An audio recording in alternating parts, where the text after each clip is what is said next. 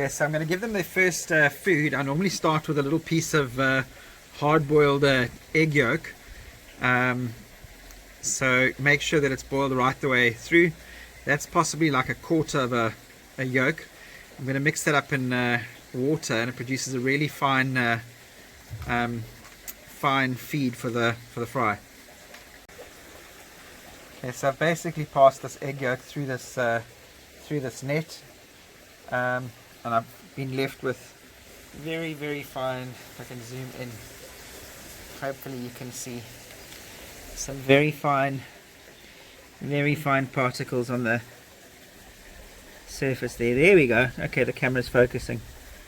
Some very fine particles, and I'll go and pour that around the pond now. So that's about a quarter of an egg yolk that I've used, and that's the first feed. Not all of those fry are ready for a first feed yet. Some have still got, I can see are still, recently hatched, but some of the others are quite far along already. So this is just for the starters.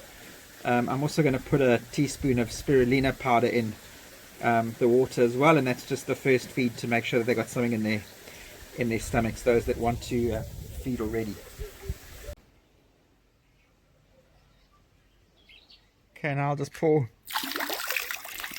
this egg water all around the pond. There you can see some of the fry, the egg yolk actually getting to them, and they can just eat off the yolk into the water.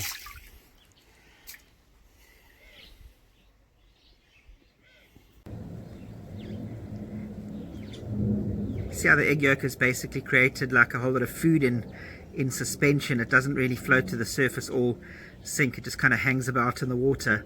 It gives all the fish a chance to feed. This is a deep water pool, so some of the fish can actually starve if they can't find food. If they're not on the sides, they're stuck somewhere in the middle of the pond, they're not really eating if there's no food there. So this makes sure that there's food all around the pond. Okay, they have zoomed in.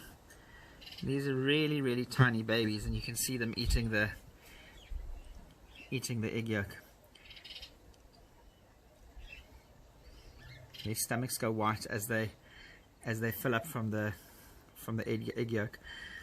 It's quite important because most of the time with these big porta pools, the babies can actually starve because they can't get to food.